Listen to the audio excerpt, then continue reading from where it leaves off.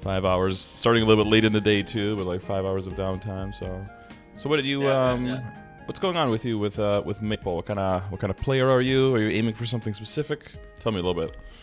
So I've been playing Maple on and off. I've been playing since back then, since like before Big Bang, like when the EXP was not even. I had to buy a Times 2 to hit level 30 back in the day. I remember I bought those. I used to play with one of my friends, or still play. I came back a couple months back around November. I joined Reboot because I was in the regular server, and noticed that it was pretty much dead. And a lot of people, I've been seeing a lot of Reboot.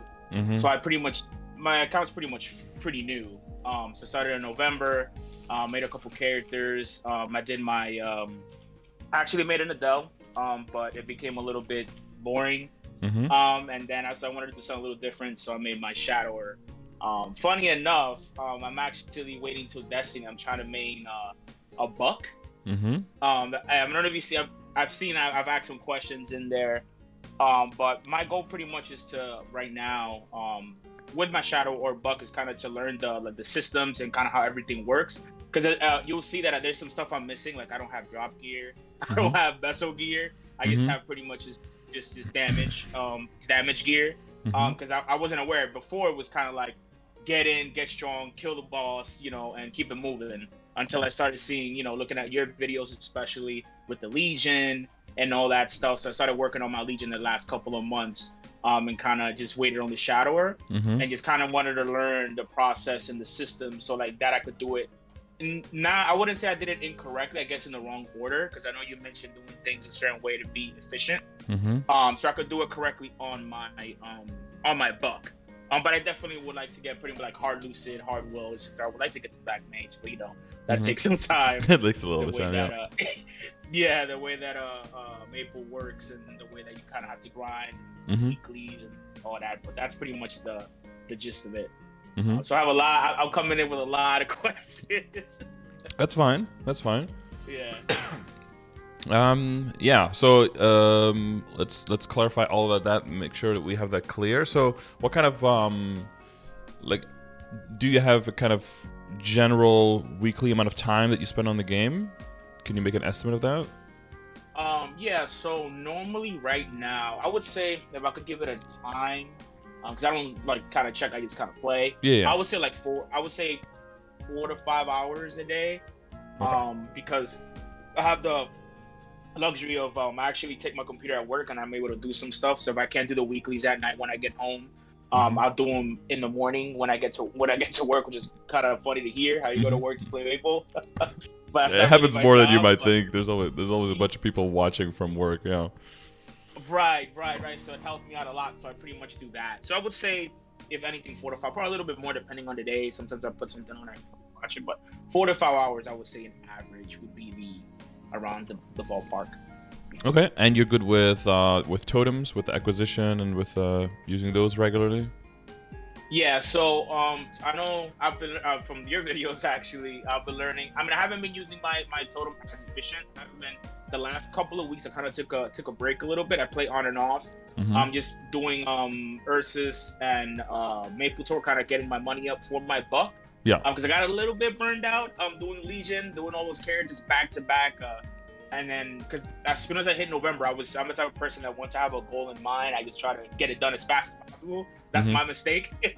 My friend tells me that plays with me all the time. It's not a rush, but I just like to get things done. So like that, whenever I decide to do something else, like my Buck, I have less stuff to do. I just kind of just focus on him and get it done.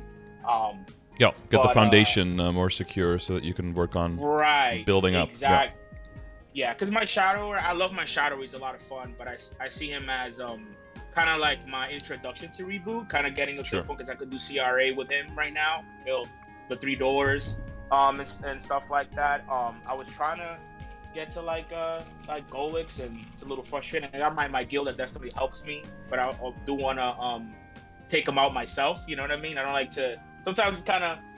I'm a little, it's kind of like a pride thing, kind of asking for help. You know, my guild is definitely willing to help. Thanks to them, I got them too. But with them, where I'm at now. But but that's pretty much it right there. Yeah, and there's different definitions of help, of course. Yeah. So There's a definitely, because if it level wasn't for of. them, Sorry. I'll be behind even more. No, I'm saying that if it wasn't for them, I'll be a little bit more behind. So when it comes to certain stuff, yeah. What do you mean by behind? Well, behind in the sense that I wouldn't be where I get, or like be able to beat CRA, right? Where I'm, because it took me about playing like around like probably like 3-4 months. It's that kind of recent I started being able to beat CRA, but because they helped me get the APSOs, the CRA set. Also ask some questions as well. They were able to guide me with certain stuff too. Like the potential lines and stuff like that. But you know, if I didn't have, like, let's say I was playing solo dolo, just me and my friend, it would just be, you know, I wouldn't be there yet. I'm pretty sure. Okay. Yeah, and especially since I don't know the systems and stuff. Yeah. So it's more about optimizing and growing faster. That's mainly your goal.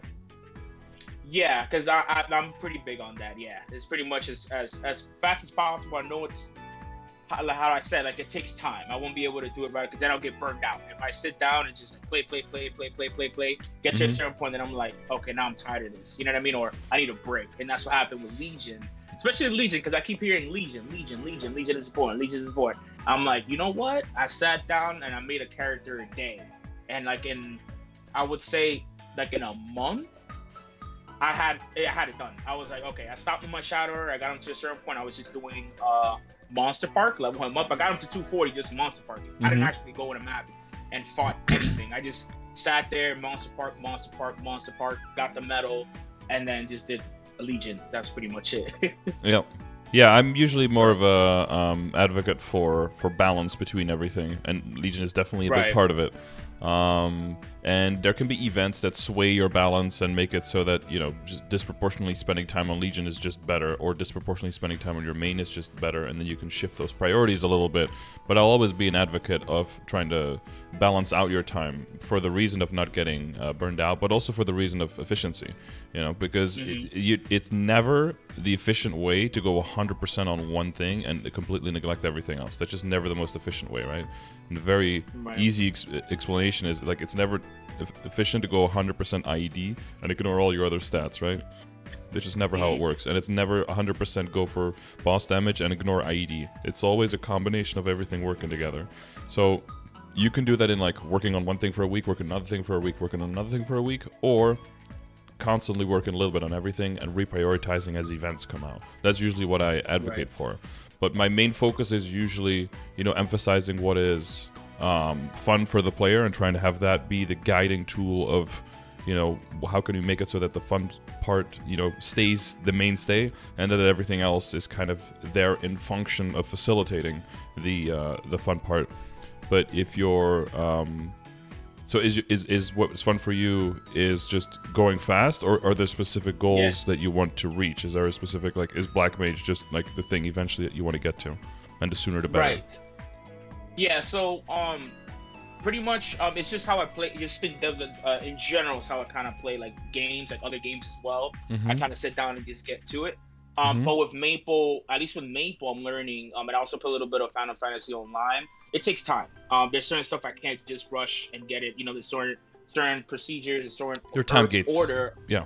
Right. Exactly. So I have to I'm getting more used to it now. Like, I'm kind of, okay, so I have to wait. You know, be a little bit patient, because normally I'll just be like, oh, 300, level 300. Shoot, I'll do it tomorrow. You know what I mean? I can't do that. No, that's physically impossible. Yeah. Right, exactly. So I'm kind of just like with Reboot, kind of learning the process, learning that I have to kind of take things one step at a time. And pretty much what I like is just the feeling of being able to accomplish that said goal.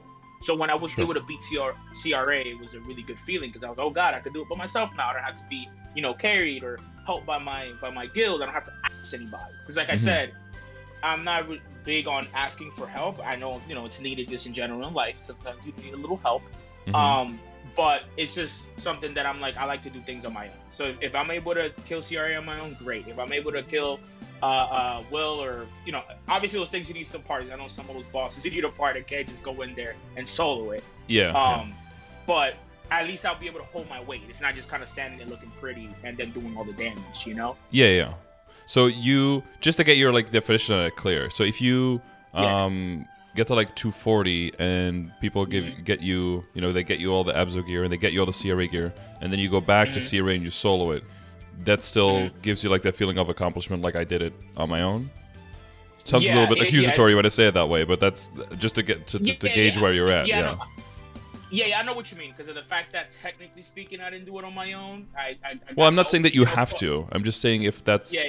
It feels weird to me if you're saying, like, I want to go for that feeling that I did on my own, but then you're okay with getting that feeling to a satisfying degree from having stuff done for you first, and then that functioning in, you know, like that processing the fact that you can do it then as one person.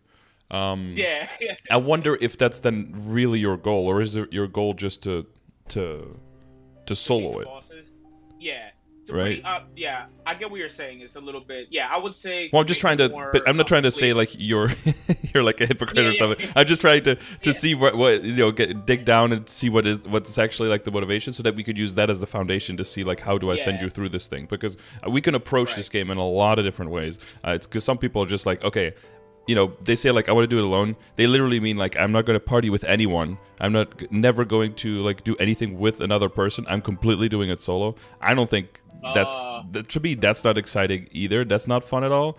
They can be maybe they will even do it like guildless with guild skills and everything. If you want to do that, cool. Then we can use that as a reference frame. But just I just needed like clarified to be like what are you really willing to do and willing not to do, and then we can use that as the basis to start the whole thing, right? Okay, yeah. So let me rearrange it, because I understand exactly what you're saying. Sometimes I'm like a little bit all over the place. So pretty much it's like this. I don't mind, you know, getting the help. I love the fact that I'm able to do it with my guild. I played, you know, raid, like I don't know if you guys or you ever played like Destiny 2 or anything like that. I've seen a little bit of it, but yeah. Yeah, there's like raiding. You know, it's a party of 6 and stuff like that. And you go in there and it's, you know. So I don't mind that. I like to do. I would say it's more. It's just be able to do like beat the boss solo, pretty much. Yeah. That's it. Well, not be dependent on the whole party showing up and being more flexible with your time as well, right? That's a huge benefit. Right. Exactly. Yeah. Exactly. So if I'm able to do something, you know, on my own time, you know, that's going on, then that's a benefit, you know. But if I have to do like Will or was it Lilith? Did I say her name right? No. Will and Lucid. Lucid, yeah, I said Lilith. Yeah. Wow. It's an other game or something. I don't know. Lucid and stuff. You know, I don't mind it because new boss. Do you have the scoop? I know, right? New Lilith boss coming soon. I'm working for Maple right now. Your dad works at Nexon? No shit. But leaked chat. You know, sneak peek. Yeah, I don't mind it and stuff because they have the like in my guild they were like working on Lucid, kind of learning the mechanics, because that's something too that I didn't know before. You know, playing Maple. I used to just go and level up and kill stuff. And then learning like the CRA mechanics, especially that clown, man. I just killed that clown, by the way, because that clown is triple splitting up. I had to, you know, but it was cool because I was able to find out, okay, I could do this to kill it. And then I found out how to do it and I didn't kill it. And it's easier when you already have a lot of damage to work with, right? It could be more frustrating if you are both weak and you're trying to get the mechanics and the interaction with your character and the mechanics. There's more variables there. So basically, you're okay with like doing the work, but maybe if you don't have to have all of the variables moving at the same point, then you know that could help out. Right. Exactly. Yeah. Exactly. Yeah. So when it comes to Okay, no, so I get that part. So when it comes to like scaling up your account and then really making this step to move forward, what really is like two major different ways. So how I usually do it is I level up a character, you know, not independently. It's within an account. You have Legion and links and you have funds, right? So you can level it up faster and you can grow faster. So it's not, you know, in the same way it's getting carried by every achievement you've already had. But I do like to level up the characters by themselves in the sense that I kind of treat them as if they are separate characters that are not part of an account in the sense, not using that power, but by treating it as if it has to do stuff of its own merits, like it has to earn everything by itself again. And that's kind of a way of keeping yourself back in a way, but it's more fun for me that way because I feel like I get a little bit closer to the authentic experience of what is it like for this class to play the game and go throughout the game. But that might not be necessarily, if that's not necessarily the goal of what you're looking for, there's a huge scaling up ability, and the fact that you already have a level 240 Shadower that is, doing these bosses more successfully, and I don't know how much stat you're at. You're at 17k, okay. So probably with everything and with learning the boss better and, with the upgrades there, even at the current state, you could probably get to the point where you can solo Lotus and Damien. And that can give you a huge bonus into funding your whole account, because then every next character you can do exchange carries, right? You've probably heard of the concept where you have like a pool of people where you basically just carry each other's characters, and that way you can scale up for more characters way faster. And of course the added value is if you can go to the hard bosses, because then the Abzo pieces could drop directly and you don't have to do all those annoying weeklies. Oh boy. Yeah, that's usually a step. Or if you're strong enough and your Legion and your Link skill are big enough and you have enough nodes and everything, what you can do is just kind of completely sidestep Abzo and go directly into Arcane. But I would, with the current meta and everything being what it is, I would only go into Arcane on characters if you're eventually planning on getting them at least to 19 stars, and then in the distant future probably to 21. Otherwise, I think it's fine to just have an Arcane weapon and then go for 20 or maybe 20 later Abzo stuff. It'll get you to that level of power way faster and way cheaper, and you'll be able to scale it up on more characters more easily. Because a lot of people are like, oh, Arcane is way more easily accessible. Definitely very true. But it's also, you don't underestimate, like, you have to do all of the runs of the bosses for a while, and then it's still 4.5 bill to just buy the piece itself. Whereas if you throw that money at like a fodder piece, at a 150 fodder piece, you can get high Star Force, transfer hammered into an Abzo, and immediately get that power. And you kind of feel a similar thing when you're switching from like a Tyrant Cape to a 17-star Abzo Lab. I don't know if you made that upgrade, but just the switching to equip itself is a downgrade. It's only like the set bonus that like barely makes it an upgrade, because the Tyrant Cape base stats are just so good.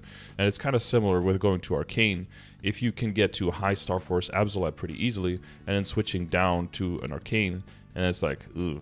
Well, it actually becomes a switch down, because even the set bonus is definitely a lot better, and you can go harder on the flame and everything. There is definitely a little bit of a...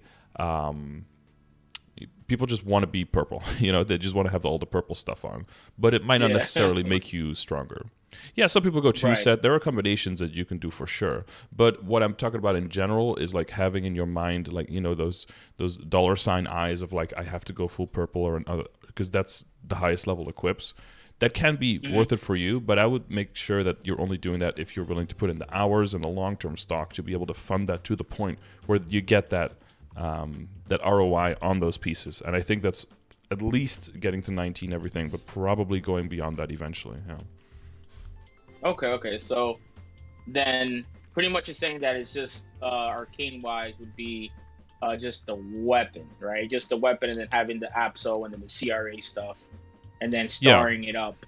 And then people get drops. Sometimes they'll switch over, and then if you have the Arcane gloves, you can definitely harder commit and go for like 2 lines of critical damage, stuff like that, because then you can hold that for a longer time. And then you can have 2-set. You can have like 3-set CRA, 2-set Arcane, and 3-set Abzo, for example. That's still not that bad. The set bonuses are still quite nice. But I'm talking more about this is already like pretty specific, but I'm talking more like in broader terms, and like how your whole account moves forward, and which values that you build up in your account are you going to utilize to reinvest in your account by using other people with the same level. And because I would be like, for me, it's like I do want to make stuff kind of for myself, right, and earn them myself. So if I'm in a party that is clearly like too strong, like I was doing Black Mage, and everyone else was like way better at it and was going way faster, I didn't feel like I wanted the clears there. Like I didn't want the clears so badly that I was okay just getting carried mechanically. I didn't want the clear that way, so I was okay with just like stepping down from that party and just waiting for another party, and then just growing again so I can have more practice so that we can clear it together, and that everyone is kind of on the same level, and that but to some people it'll be like, well, you're just slowing down your progress. That's bad, because slow is bad and fast is good. So I just want to make sure that we, when I'm telling you certain stuff, it's not necessarily what I would do, but I think what would be best for you in your situation, right? So is that something that you would consider, like utilizing the power of your characters to have other people as well, just like strong? Because, based on what you told me, that seems like a way that you can both kind of solo the boss, right? Because you're not getting that much help from the other person. Maybe the other person joins on the Kana or something, you know, and you can get a domain in a longer bind and make it even easier. But you're still, you're doing the brunt of the work. You're probably putting up like 90% of the damage. And then that helps in turn with all your other characters getting stronger faster and then getting to the point where the game gets more challenging. Right. So that would be, overall, I think, would make sense for you. Yeah, so actually, right now, it's funny to mention the whole like exchange thing. I'm actually like me and my friend are playing together. We're both in the same guild, but we know each other IRL. You know, grew up together and stuff like that. And we've been pretty much once we started to play Reboot, that was kind of like our goal. Pretty much helping each other out, exchanging. You know, even before we were in the guild itself, we're like, hey, I want to get up to the point where I can get like CRA. So like if you want to get like some CRA equips for one of the characters you want to main, I'm able to pretty much help you with that. I could do it and vice versa. So it's pretty falls in line to what you're saying. And especially the guild too. I would like, because they help me out a lot. I would like to help also the newcomers too if I can. But I want to do where I could do it 100% of the time, not being able to struggle a little bit, because I could do CRA. Can't one-shot them, you know, like some of my guild members, or like just do a burst and they die. I have to hit them, and then the other person would have to survive a little bit of the mechanics for me to kill him, you know. But I want to get to the point where I'm able to, you know, pretty much do that as well. That's also something that I like to do too, or would like to do as well. Help my friend out, and then we could exchange, you know, services, you know, equivalent exchange, you know. Hey, I'll help you with this, help me with this. You know, it's not just help me, you know. Yeah. And have you thought about that? This. Sorry. Yeah. Go ahead, man. Have you thought about that towards the future with the changes of the boss crystals? Because the more you carry people, you're cutting your value of your crystal in half, right? And you have a limited amount of bosses that you can do. And so you're funding your character now and your whole account now, I think, again, to like talk about like the whole account more as a whole, you're funding the whole thing, I think, just by training on this character, right? Or did you have like a farming character? Yeah. So I have this. He's my main like money maker. Because I have an Adele that's 220, which I could use as a bossing meal, but I don't play her like that or him. And I looks like an arc. Pretty much. What happened? The Adele looks a lot like an arc. Oh yeah. With the hair. Yeah, it does. It does, yeah. But yeah, I pretty much use him as funding. I'm just trying to, you know, doing the bosses, the weekly bosses. And yeah, you're right. If I'm helping other people and stuff like that, I'll cut my meso gain in half. I'm actually planning to do also too, like a couple, like I want to do a hero bossing meal when Destiny comes out, because I know there's like 3 burnings if I'm not mistaken. Well, it wouldn't. I don't know. You mentioned if you're exchanging equally, then it wouldn't necessarily cut it in half, right? Because you would get another character that wouldn't get a crystal at all, would then get half of a crystal as well, and then two halves would make a whole again. Okay. But the problem is the max of the crystals is most likely going to 180 per account, which won't be a problem in the short and even in the midterm, right? But if you are cutting the value of every crystal in half, keeping the value in total, but you're occupying double the crystal space. So if you want to scale up to more bossing mules, you're going to get into the problem that a lot more of your characters are... basically, every single crystal itself is going to get half the value. The total is going to stay the same, but you're going to reach that cap, that cap of your income from crystals quicker. But I think you'll be okay with that, just to like... talk about that system again, because you're at 180, so you'd have to do quite a lot of bosses on quite a lot of characters, and I think by the time you get to that point, you could have just some characters that can still solo and sell the big crystals, and then if you have the half crystals, they might be the overflow over the 180, and they just don't sell those, or you still sell them, and then you drop some, I don't know, some 8 or 9 mil crystals. But we'll still have to see what the value of the individual crystals is going to be. But just so you know that is going to be something if you rely pretty heavily on weekly income, which I don't think you do, right? Because you said you soloed up until CRA, and then everything beyond that is probably in a party. So I'm guessing that from your total income, your crystal income right now isn't as substantial as it would be someone, you know, who's like way more into doing all the bosses constantly and is like soloing everything, including Lotus and Damien. They'll be more beholden to the crystal income, so it probably won't hit you as hard. But just so you're aware of that dynamic, I guess. Okay, yeah, no, I get it. Yeah, because right now, like helping and doing the exchange thing is I would say not a long-term goal, but getting to that point. because I don't feel like I'm there yet being able to. I mean, I could, because I could do some CRA, but right now, at least at the moment, my focus is just to become stronger and being able to just solo certain bosses and be able to do like the hard will and lucid with my guild. So that's pretty much my goal right now. It's just part of it. Like, I would like to, if I can, if I have the time, somebody needs some help, I'm willing to help. Hey, come, I'll carry you. Or hey, come, let's do it together. Let's do a struggle party or anything like that, or some mechanics. But my main goal is just to make my account stronger and being able to do those certain bosses, be able to get into those parties and be able to learn those mechanics and you know, feel like I'm doing something. Because you know, you do something. I did all this. You know, you do all the work on the account. You know, get your allegiance at a certain point. Do all these characters. You know, you want to see the outcome of that. And I've seen it already. You know, being able to do the CRA and be able to do certain stuff I couldn't do before. It's just something that I have to you know, be a little bit more patient. Sometimes a little bit impatient when it comes to stuff. When it comes to like, the content, or during the content, like when you're doing the bosses themselves. Oh no, just being able to do it. Just be able to beat the bosses. Like, just get in there and kill them. Like, I see people just go in there, like my clan members go in there and just smoke that boss, and I'm like, man, I want to do that. But and I'm just standing there looking pretty, you know, like, for sure. Because I was there to do the damage and stuff, but I would like to get to that point in a sense, you know, that I'll be able to do that type of damage and that type of, you know, take out that boss like that with the greatest of ease, you know. Yeah, and the main question is like how you want to be able to get there, right? Because there's a lot of different ways of getting there.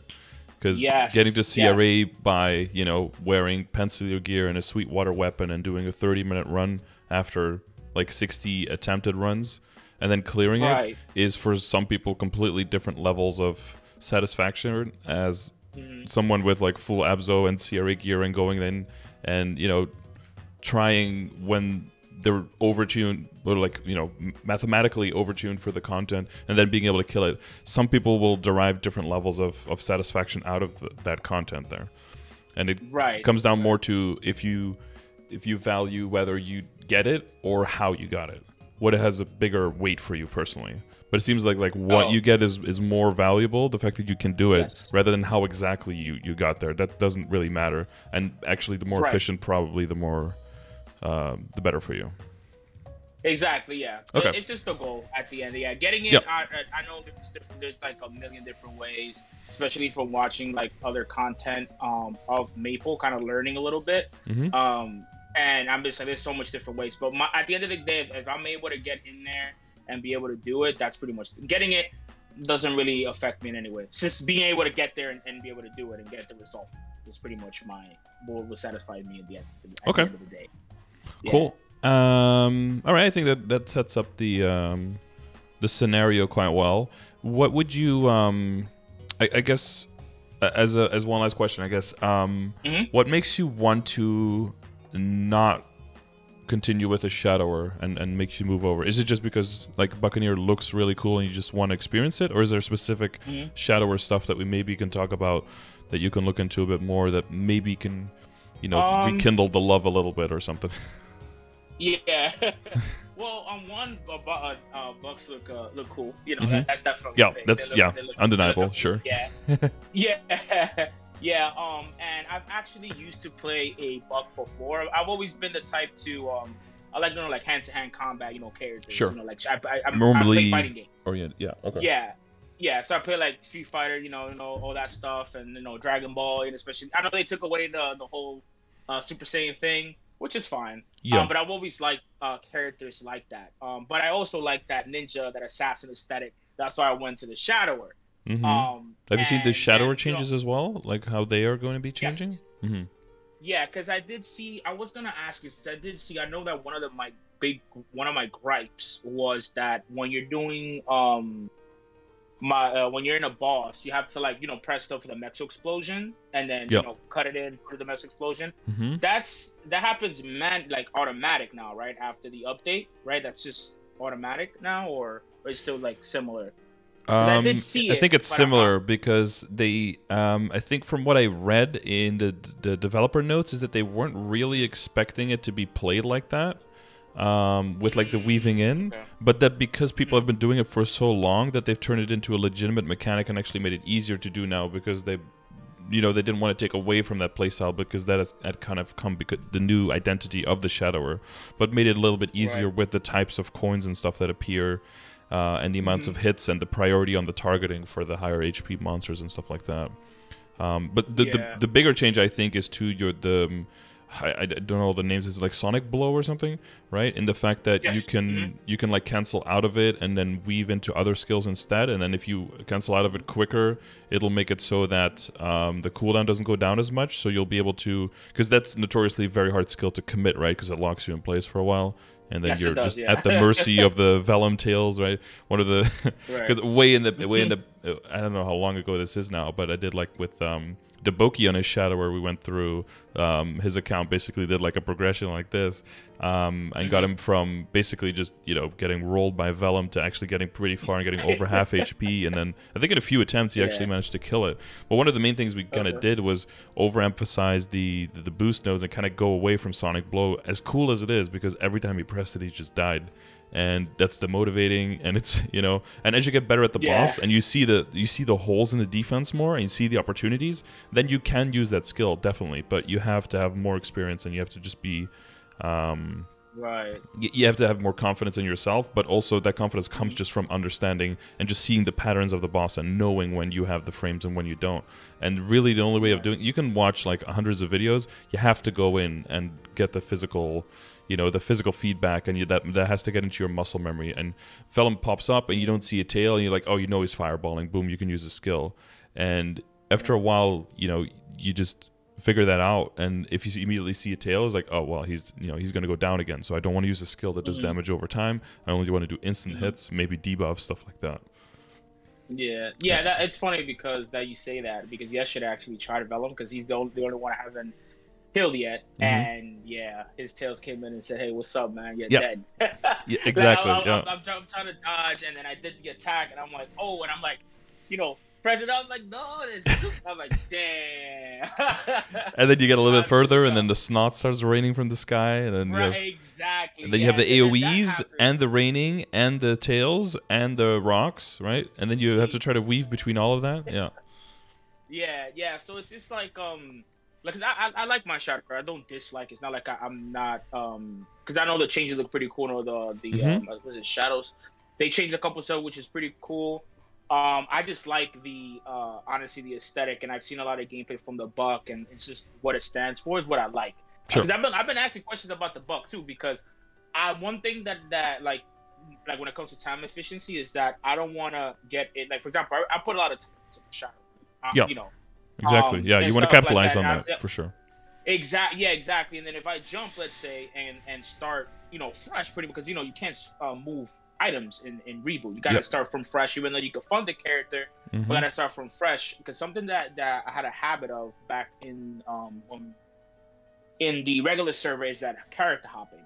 Sure. Yeah. And I used to like, more punished here. Cool.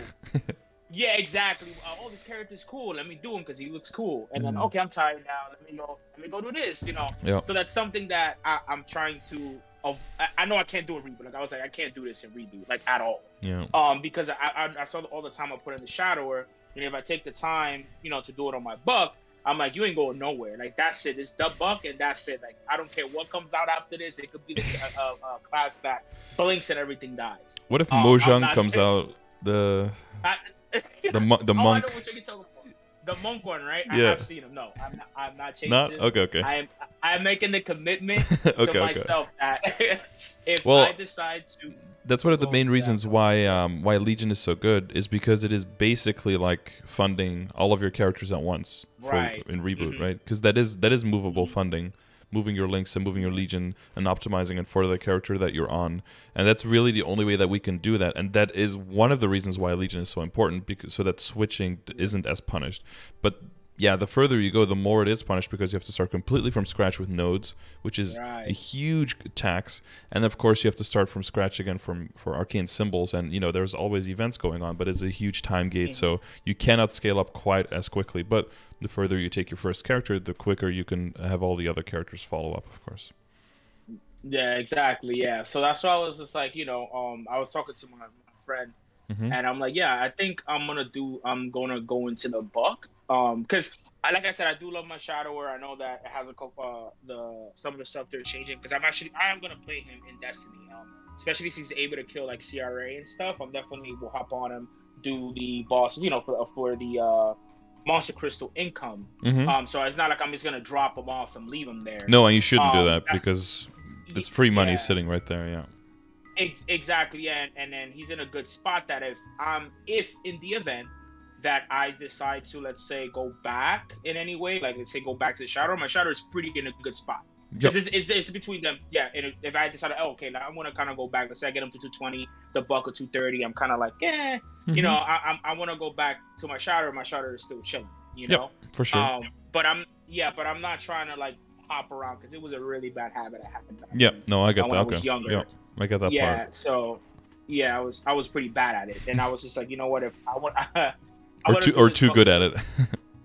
Yeah, I know, right? Yeah, I was way too good. I was like, oh, new class, Kane, because I have a Kane. As you can see, they have a Kane, like 207. He was supposed to be my main in Reboot, right? I was like, he's my main. I like him. Boom. Adele. I'm like, oh, let me do Adele. Got her to 220. And like, you see the higher characters, you see there were characters that, except the Nightlord, because I just did him because he was like my first character, so I want to get him to 200 from back in the day.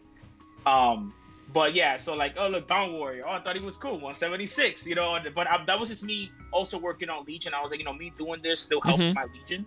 Exactly. So that it's okay. I'm just kind of experimenting, and then I was like, you know what? I'm gonna do a Shadower because Shadower are pretty dope. And then I stuck with the Shadow ever since. And now the Buck is just like, man, that Buck looking kind of sick, man. Yep. Those changes, and he has the mobility. I think it's called Shadow Assault. Is it called I'm bad with names. The one that goes around the map, the dash. I forgot. I think it's Shadow Assault. Didn't Nightlord get like a dash thing? I believe so. I'm not too sure, to be honest. I know that it's a 5th drop skill. It's the Shadow Assault. There it is, Shadow Assault. Yeah, it is Shadow Assault. Yeah, the movement one. Oh, sorry. I thought you were talking about Bucks, so I was a little bit confused. Yeah, the big dashes. Yeah.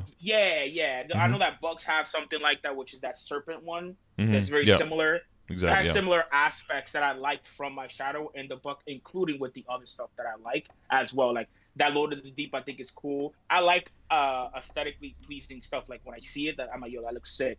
And like like the orbs from the hero and stuff. Like I like stuff like that too. So that also called me over to the Bucks, and the changes are great. Honestly, I think were they like, in your opinion, were they one of the biggest ones that got the biggest changes out of everybody?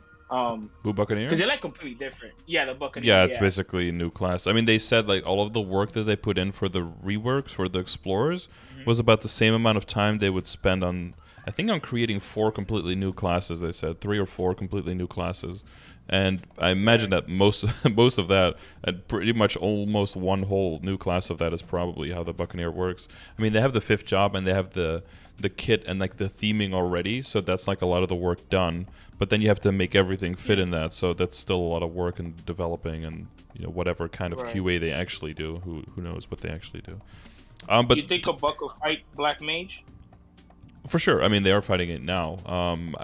Okay. The whole goal is that they will be that it will be. The main thing is like Buck kind of has a lot of damage comes from Lord of the Deep, right? And it's very high risk in phase 4 to stay so close to the Black Mage. So you're losing a lot of your damage there. That just doesn't feel good. And they can still be in parties and they can still contribute. I mean, they had some kind of utility in the in the reset skill, and then that just got taken away. It just doesn't feel like they've been getting a lot of love lately. So they were due for some TLC, Yeah, of course. Yeah. I was just asking, so I don't want to make something and then not be able to do certain stuff, because I know that. I think every class will be able to do every single piece of content, but hopefully to differing degrees. Because I like the fact that I wouldn't like it if every character was equally good at everything. That would be boring as fuck to me. But I would want every character to at least be participating and to do some stuff everywhere. And I think they are actively working on that to make sure that every character can be everywhere. Okay, but I want to keep us on track because we're already like 40 minutes in, Yeah. and I want to make sure like, and Yeah. I love chatting with you, but we have to also get through stuff and be a little bit on a schedule here. Yes, So yes. let's go through the systems one at a time. We can start with your questions and then basically just like elaborate the system, make sure that it's all figured out, and then circle back. And then I prefer doing like specific equip stuff at the end once all the basics and all the systems are done, because then everything will kind of like fall into place like that. Okay, so questions about like Master Gujarat, we leave it to the anything that part, you, right? yeah, exactly, yeah. Okay, all right. So first, I know we have like, for example, the flames, and you have like, they have like different tiers and stuff like that. So pretty much the flame system, because I know there's like, I've heard you like talk about it, and I've seen some numbers, but I don't like know what's good, because it doesn't tell you, hey, this tier is really good. I know that the color of the name like changes. I'm guessing is depending on the flame. The color of the the color of the name is like an old system. It used to look at like how many stats above average is this item, so you could have like an idea of how good it already was and how well it was upgraded and everything. But it's based on like how scrolls used to affect your stats like in 2009 or something. So that's really, it's pretty insignificant. Like you can have a pink holy cup, for example, that has like 6 weapon attack and 6 all stat and nothing else, which would be like a considerably decent pink holy cup, and the name will be like blue because it's only 6 and 6, which is only 12, which is small number, you know. So it's really just some remnant of an old system that you don't really need to look at. Okay, yeah. So pretty much but the flame will affect it, yeah. Okay. Yeah, so pretty much the flames, because I've gotten, like, for example, on my weapon, I got like, I think it was like a 30, was it plus 34 on a flame? I don't know if that's like what 43 that makes attack, it good.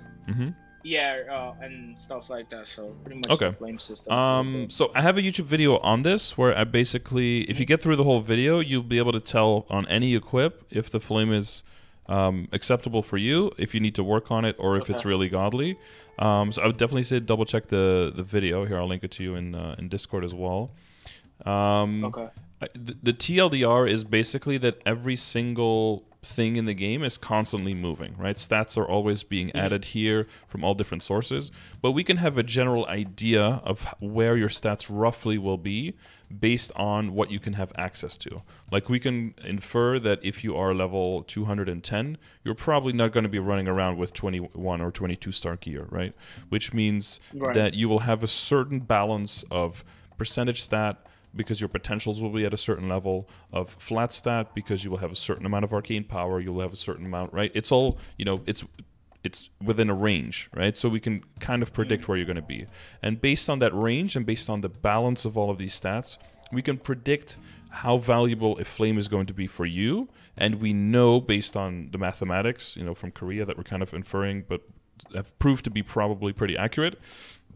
We can we can see how expensive an upgrade for a certain flame is going to be, and by putting those two together, and by knowing on average how expensive potential is going to be, and on average how expensive Star Force is going to be, we're basically just making a cost-benefit analysis of all of these systems, making a rough estimation of like, if you divide your money in this way by going for these specific goals, for these specific values, like going for 11 Star Force and going for epic potential 9% and going for a flame score of 43, you know, and then that gets explained what that is, then you will roughly have, when it comes for bang for your buck, that you are efficiently allocating your resources. So if you've seen the progression grid before with all of these numbers on it, I don't know if you've seen it. Yeah, I've seen this, yeah. So this tries to help you not only, so there's 2 major resources that you have, right? You have time and money. And of course, time and money are very heavily linked, but in some ways they are not. Like building your legion is not really meso-linked, it's very much more time-linked, right? So this whole grid tries to help you see where can you spend your time to make sure that you are getting your bang for your buck, purely from an efficiency standpoint. So do you want to invest more into Star Force? Do you want to invest more into potentials? Do you want to invest more into flames? Do you want to invest more into your legion? All of that is kind of here. And as long as you're roughly within these boundaries and you're like way out, then you can see where spending your time on your mesos is a smart idea. And then sometimes there might be some things that you absolutely hate, you know, maybe you just don't like working on Legion at all. That's fine, because again, you know, fun is for me still the baseline and the most important thing. Then that means basically that you have to overcompensate a little bit with all of the other numbers to make sure that that lack of Legion doesn't make it so that you cannot do the content around your level. Because this is also very heavily linked with the dailies command, right? Where the content around your level is basically, or the content is showed in function of what your level is on which kind of content I think that you can realistically do and start participating in. But that's only if your level is representative of how strong you are. So that's only if you're roughly following the numbers in a progression grid. So does that connection make sense? Okay. That first connection? Yeah, okay. So so pretty much you're saying that, like, for example, just following this will help me know where I'm supposed to be at in that certain level. So from 210 to 239, this will, like, these will be the stats, right there going down the line. Pretty much the main stat, the crit, and then it'll equal to the power. I guess you could say I'm supposed to be, or efficiently at my level. Yeah, right? Supposed to be, or have to be, or should be is a little bit strong. Yeah. But I like to by giving you specifics here, I think it gives you more freedom. Because as long as you know that you're roughly around those numbers, then you're on the right track and you have nothing to worry about. And if you are way off, then you know that that is something that you can improve on more easily than you can improve on the other things. And all of these are like, because all of these are interconnected, right? And it's always about the balance between the things. In a way, I think by being a bit more specific here, you can actually have more freedom. Because if it is more open, well, now you have no reference point. If I just say like, oh, get everything to 21 stars, that's pretty ethereal. Like, how do you go about that? Where do you look for the items? What do you do if you don't get any backups? Like, how are you going to make up for that? This kind of takes all of that into account into one big grid. And it is a lot of numbers and it can be pretty daunting. But therefore, you know, most of these things all have like links to other commands themselves as well. Like for crit rate, you could check out ! crit rate. Like for functional damage bonus, there's like a grid, there's stuff. There's an ID command. There's, you know, Legion level. Legion has its own commands. So everything has like a division of like its own commands again that goes into the specific topics and then talks about within this thing, how do you get from 1 to 4K? How do you get from 4 to 6K? How do you accidentally delete your ID? And to make it less nebulous, right? Just like, oh, just get 93 functional. Well, what is functional? How do you get to 93 in an efficient way? You know, what is maybe the opportunity cost of the stats on certain items? So when it comes to the flame specifically, the video basically talks about how do, with all of this in mind, what are kind of the values that so the flame score, just to say it real quickly, the flame score is basically just one number that we give to a flame, and that basically tries to say this is the equivalent of main stat that you would have on this item. Like, so an item with a flame score of 40, if it had 40 luck for you in case of a shadower, then that would be 40. If it had 400 strength and dex combined, then that would also be the same, because you have two secondary stats, right? Roughly, you know, just to give an example. But of course, those numbers are inachievable, so you can't get that from just those. It's going to have to be a combination of stats. So it tries to say everything that gives you damage. So for you, that'll be strength, luck, dex, weapon attack, and all stat. That can be in flames, right? In regular items. And then in weapons, it'll add percentage damage. It'll add damage, all stat, and you know, way more weapon attack usually. All of those thrown into one pile with a conversion that is based on how much stat would you have at that time, and how would the value of those stats kind of compare to each other generally.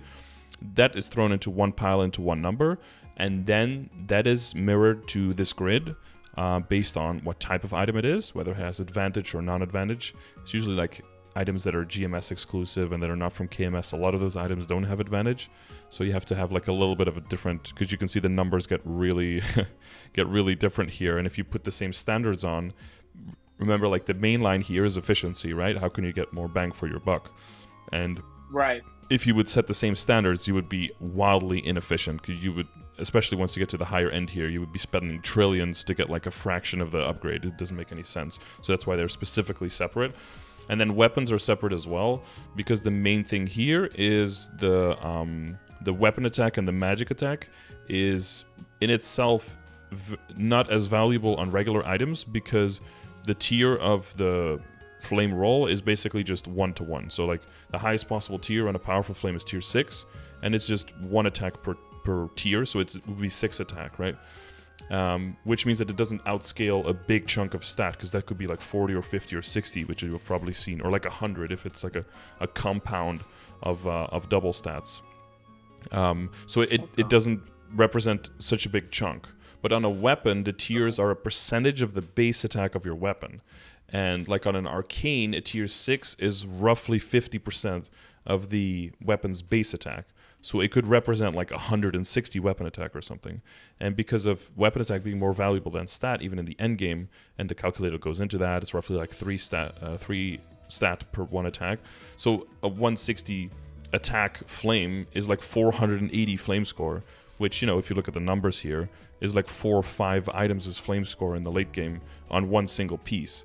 So because that is so so different, and because it's a percentage of the base attack, I can't put numbers here because it would, you know, the range would be insane, because a claw has like what, like 60 attack, and then a pole arm is like 200, and then, you know, the numbers wouldn't make any sense. So we're basically going off of the tier of the weapon. And this is all interconnected, and, you know, this is all explained in the thing, and this is all interconnected with the other things in the flames as well, like the score calculator and the cost calculator. So in the beginning, if you're a little bit confused, you can just put in all the stats here. You can be like, oh, I'm a Shadower, you know, and my item has like, 20 strength and 20 dex, and has, you know, 23 luck and 4 attack and 4 all stat, and be like, okay, that's 80 flame score, boom. And then you can just go to the grid and be like, okay, it is an item, you know, you have to know the steps. It's an item with flame advantage, obviously, because I put in so many numbers. And we are in, like, you know, around level 240. And be like, it says 85 to 95. Oh, and I'm at 80. You know, that's close enough. Let's see where the other items are at, you know? And maybe this is your CRA top. You can save it, and then boom, it'll just go here. And then you can go on to the next item. And then you can kind of compare, like, which item is really far away from where I want it to be here in this grid, and which one is actually pretty close. And then an item that is super far, that's a priority for you to flame. Not only because you'll get more bang for your buck from your flames, but also if you roll something really shitty, you lose almost no stats, so it won't make a big difference. Right. Okay. So the general priority... Yeah, exactly.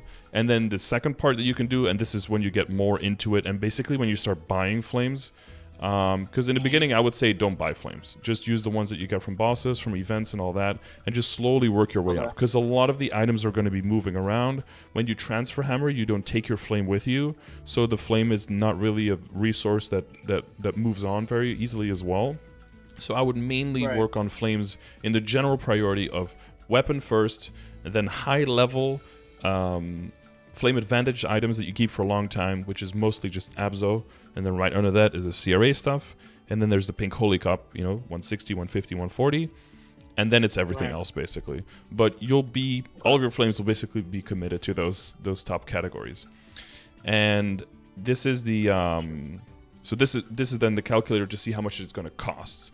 So let's say that, you know, let's take that same example that we had, right? We had the armor, we're going to be write the CRA armor. For you, I think this is going to be a 10, I think, because you have 2 secondary stats, so all stat percentage scales a little bit better for you. And you typically want to scale towards further in the game, right? Because there's 2 different scores. There's late game and end game. I'm giving you way too much information, but the video will explain all of it again so that you'll have it all in one place. But basically, because stat changes, those numbers are going to fluctuate a little bit as well. So if you want to go for posterity, you want to go for long term on the flames, then just put in the long term score. And even if another flame that seems like it has a lower score currently gives you a better range increase, that's possible, but that's because your stats are going to fluctuate again. And eventually they will center around what has the highest flame score. So you just kind of have to trust the system, basically. So let's say that you're at 80 and you're like, oh, I want to go from 80 to 85. Then you can just see how much that's going to cost, how many flames it's going to be on average, how a median cost, right? And you can also see like, oh, but someone else has 100. I want to go for 100. And you could be like, and you're willing to spend that. Someone else said like, oh, you should go for 120. Oh, you're a noob. It's like, okay, am I willing to spend 5 bill? Right? And then you can kind of decide, and you can start funding a little bit when events come out. But flames, I would say the only way I would actually buy them myself is if you want a really good flame on your weapon, or everything is 17 star, everything is legendary, and you're looking at transposing Dominator or Patmark. Like that's when I would buy flames, honestly. And then for the rest of the case, it's only once you get to arcanes and you're trying to min-max on them, so very far in. Until then, it's really a potential in the Star Force game.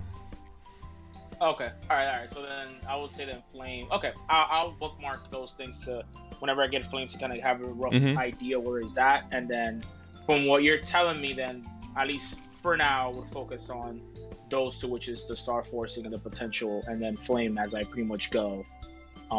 With the killing the bosses and stuff like that. Okay. Yeah, weapon you could put a decently high standard, and then once the weapon has what you want, so so you can use a calculator for that as well, right? So if you want to know how good it is and how high you want to go, there's like the calculator has like weapon flames on the side here as well. So what you need to know is the level of the item. The base attack is 192, and the percentage is like pre-programmed in. And then you can say, 43, so that's a tier 4, and then you can go here and you can go look where you want to be. It says like, it's a tier 4 with something is okay in the beginning of the mid game, but you definitely want to go towards a tier 5 or maybe a tier 6. So you want to look for a 59 or a 77. Again, because comparatively, if you can go from 43 to a 77, that's 34 weapon attack, right? Which if you put here 34 weapon attack, like that's the equivalent of 136 flame score, which is probably about your flame score of your entire CRA combined, just by going from a tier 4 to a tier 6. And then again, just to hammer it home, if you go into the calculator, you're like, okay, I want to do a weapon. It doesn't really matter who. Weapon, red, and I want to go for a tier 6 with nothing else and just calculate. Like, this is very affordable, right? Way more affordable than to try to add that kind of flame score on to all your existing characters with flame scores already. That's why the weapon is by far so much higher priority. Got you. Okay, so then, all right, so I'm writing notes as you're telling me. So like for that. Sure. I don't have the video, but I'm also writing some notes like that. I'll know what the. Okay, cool. Sounds good. All right. And if you end up looking into all of it and you still have questions afterwards, you can always bump into the chat and we can clarify things more, but it should all be worked out there. Yep. All right. Sweet with that. I know the stuff with the Legion when it comes to the links and stuff. I still need to work on getting some to level 3, like Mercedes and stuff. So I know that. And then the inner ability for the inner. So I have. Mine's have item drop, meso gear, meso obtain crit rate, meso obtain crit, so for when it comes to the inner abilities, what's the? Because I know for if you want to like grind or get like meso item drop, you would want that meso item drop. But is that what I'll be looking for just in general? It's a general question, not for just a shadower, or we're looking for. Eventually, it'll switch to like a damage type inner ability, if you get what I mean. Or it'll always stick to item drop, meso rate, and then maybe crit, or depending, like for example, like magicians, they'll have like buff duration and stuff like that. For sure. So I have the inner ability command for that. There's like 3 major ways there, links in there. One is like, how do you go about reaching a good inner ability when it comes to efficiency on circulars, for meso and honor experience, because it's a limited resource. The second link looks at all of the possible outcomes in case you just want to see what you're getting. It's a little bit easier to see now because of the coloring of the stats, right? And if it's epic and unique and stuff, because that didn't used to be the case. But also if you want to use black or chaos circulators, it's a really good thing to look at to see if you can potentially fuck up your inner ability or actually make it better. And then there's a best in slot guide that looks at like what are the best in slot inner abilities for all of the classes in the game and what do you want to aim towards. Now, with the changes coming with Destiny, even though KMS has like figured out their stuff, it's still possible that for us, because of our calculations, that things are different. We have different attack speed and we have different sources of damage, especially with the set bonus from Superior Galax, right? With our boss damage and our ID build a little bit out of whack.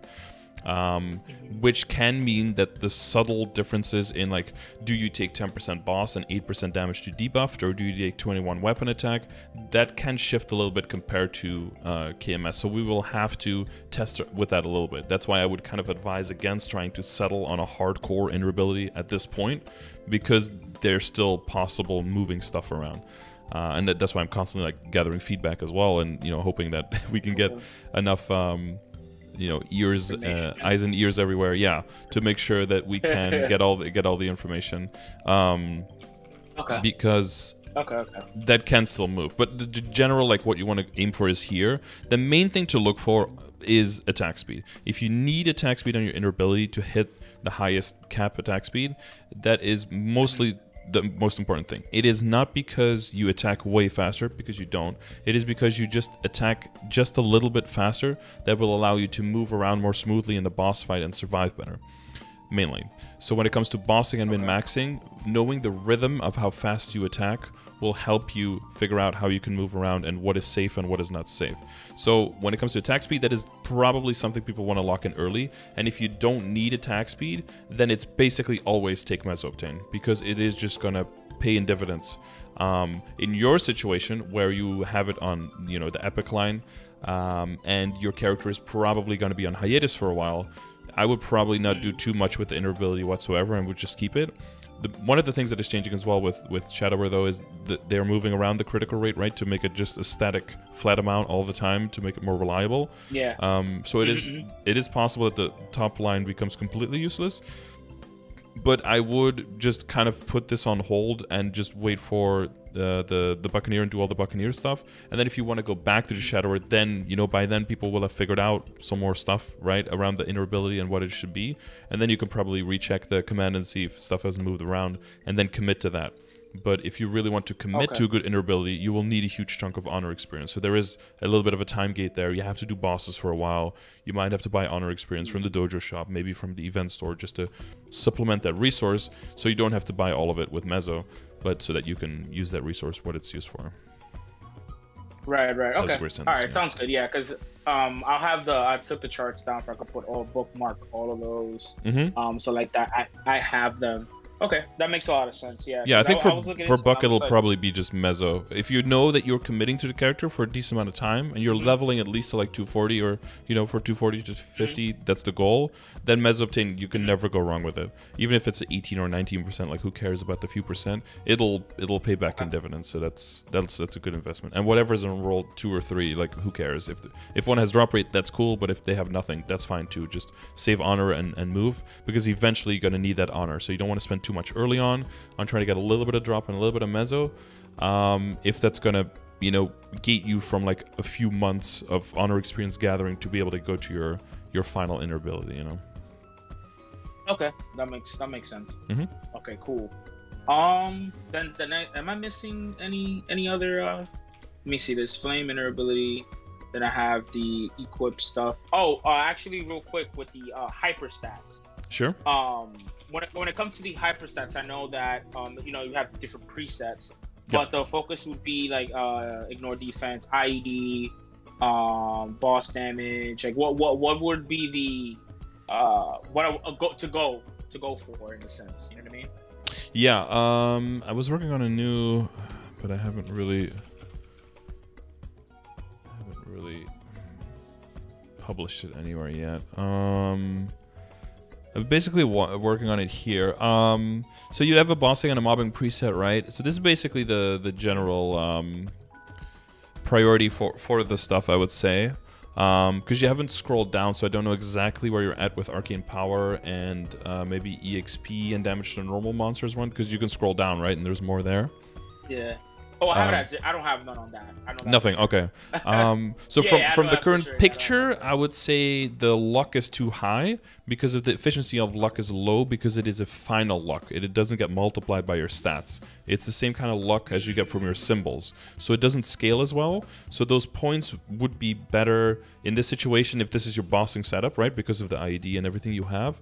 Then those points would give you way more damage if you put them in boss damage instead and take them out of luck in the current situation. So just switching that 10 and that 7. That would be like a quick change that would give you 12% boss damage versus, I don't know, like 90 luck. A 90 flat luck. So that would be an increase that you would only notice in the boss maybe dying slightly faster, right? But you can see it in your range will actually go down. So, you know, another good example of why your range is something to completely abandon almost, and to just dive into the maths and into the numbers, and because you can very rarely actually get feedback from your stat window being like, oh, this is very clearly better. No, this, you kind of just have to know the maths behind it and have to trust that system. Okay. Because you can't really rely on that. When it comes to mobbing, you typically exchange the IED for so if you have enough arcane, you exchange the IED for damage to EXP basically, and the boss damage to boss monsters to damage to normal monsters basically. If you need some more arcane power to get the final damage, that's more important of course, but that can come out of your flat stat, out of luck, and maybe out of attack, for example, if you have it out of that. But so the general priority would be this, right? Because arcane power gives you final damage, right? So that has to be on point. And you know about the 10, 30, and 50% intervals? Okay. Right, because if you have the amount of the boss, you do your flat damage, right? If you have 10% more than the requirement, you do 10% more final damage than base amount. 30% more is 30% more final damage, and then 50 is the highest tier. That's 50% more final damage. So in the lower end, that's easy to get, but the higher you go, the bigger that 10, 30, and 50% represents, and the more you might have to rely on the arcane power stats. For example, if you're trying to do will, right? Will is a very high arcane power requirement, which is in general why, even though you can access the boss at 235, nobody's running it at 235. Your damage reduction because of your level difference is insane, because will is level 250. So even if you went at 235, and you had the full arcane power, you would still get an 87.5% damage reduction just because of the level difference, which is not a it's not a good time. So if on top of that you also don't have the arcane power, the damage reduction might exceed 100%, and you only hit ones, even if you have enough IED. Sheesh. So Gotcha. if your IED isn't there, your arcane power is too low, and your level is too low, as long as the final multiplier adds up to 100% or more, you just end up hitting ones. So that's why people do Lucid typically way before they start doing Will, because you just need all the other stats to move in tandem with it. And that's why Arcane Power is up there. Also because of all the monsters being Arcane Power monsters, right? You want to move on to the higher levels, you want to kill them quickly, and you want to ease the the pressure off of your equips being stronger, because typically around that point, you're moving into drop rate and meso gear, and you're not fully boosting into the damage. You were doing that, however, so you probably didn't feel the punch as much from the higher arcane monsters because you were compensating with the better potentials on everything, right? But on your buck, if you want to do it more efficiently, you're probably going to go for drop and meso, which means your character is a bit weaker, but you'll be able to compensate that with arcane power, hopefully with nodes that you've gathered, and maybe start saving up, right? That's one of the big things to save up if you can. Meso is great, nodes is greater. Very, very important to save up a lot of nodes, so you can immediately invest that into your Buccaneer. And then crit rate, because it basically gives you access to quote-unquote final damage, because critical damage is basically a final damage on critical rate, although it's additive and not multiplicative, so it's not as efficient, but it is still really, really good. So that's why critical rate is second there. And then is IED, because that's final damage basically, or final damage reduction on bosses. So that's why it's in blue here, that's only if you're doing bosses. And then critical damage right after, because that's great for both again, so that's why it's purple, right? Both red and blue. And then it's damage to boss or normal monsters, like I just said, and then flat damage percentage. Damage percentage is lower because this is past level 5, this still gives you 3% per level, but these give you 4% per level, so it's slightly more efficient per hyperstats. And then utilities, situational. All right, yeah, that makes sense. Yeah, because I did it the other way. Well, like you said, my buck probably would be a little bit weaker because of the meso drop here, and stuff like that. And then the next thing, I don't have because I do want to ask about the whole drop gear and meso gear stuff and the backups, because that's one of my biggest things, because I have none back on my Shadower. And then real quick, because I know with the familiars, because I started a little bit with the familiars on my Shadower, and I know those are super important when it comes to like drop gear and meso. That's pretty much one of the three things that I would like to, assistance. Yeah, sure. I know with familiars, I know you have like the epic, and you have to like get a couple of cards, fuse them in, right? To get to. Yeah, you have to have the same ones, right? So while you're building up your Legion, while you're building up familiars, they're all different, so you can just extract them so you can get familiar points. You can make booster packs with that if you have enough, and booster packs have an okay chance of getting epics. And sometimes they give some rare familiars as well that are harder to get. They seem to have a good rate for rarer familiars that might complete familiar stats as well. No, not stats. the badges, right? The badge sets, so that you can make it so that you can unlock the third slot, right? Because you need 10 badges for that, which is a bit harder. I have a familiar command, and I have a specific drop rate command as well, which will have a lot of the details of what I think you're looking for. Because you did mention like getting familiar is really good for meso and for drop rate. It's specifically for drop rate. It actually, usually familiars don't do all that much, or maybe anything for most people when it comes to mesos, because the drop rate that you need to get enough bags to drop is pretty low. It's around 67%, right? 66.666. And mostly people get that from some drop rate in their equips, maybe from the inner ability, and then from decent holy symbol. They're at that point, and then you have 100% chance for a bag to drop, and then you're done for that part. Then the meso drop rate is 100%. Then you want meso obtain, and meso obtain is not in familiars. It technically is a little bit, but it only is in unique, which is, you know, very far. It's only a 10% line, and it goes on the same stack as the meso obtain from your equips, which only, goes up to 100%, and which you usually get through 5 lines on your equips anyway, and then that's completely out of play. So that's not a familiar thing anymore. In the past, and this might be things that you've still heard, in the past people go for meso obtain familiars, meso drop rate familiars, specifically like the big amount, like the old leprechauns and stuff in the Eye of Time back then, which is now not, you know, not connected to which familiar it is anymore, but just to the tier. But that is because that people used to farm in an area that could drop multiple bags. And at that point, you wanted to go over 100%. You wanted to just stack as much as possible so you could get 2 bags to drop. In some areas, even 3 bags could drop. And because of that, those areas were so good, not because the amount per bag, but the amount of bags would, you know, you could still scale up on that. But there might be areas, I'm not going to say there are no areas in the game anymore because it is Nexon. There might be some obscure areas somewhere where multiple bags can still drop. I know there are areas where 2 or 3 bags can still drop, but it's like in Rien Strait, for example, like the seals in the cave or something can actually drop 2 or 3 bags if you have crazy amount of drop rate. But if theory crafted around that, it doesn't make any sense. Equips around that level, you know, if you get them to legendary, they only give like 12% meso obtain or something, so you would need like a lot of lines. Plus, you know, you can't suicide farm anymore, so that whole thing is completely off the grid. But there's no meta place anymore where it makes sense to really go high on the meso drop rate. So most of the meso drop rate is either a temporary familiar, or it might circle back once you get out of drop rate gear, right? But this is when we're talking about like Cernium and burning Cernium, when you're trying to get as much damage as possible to kill the monsters, and you can't really afford to lose damage to drop rate gear.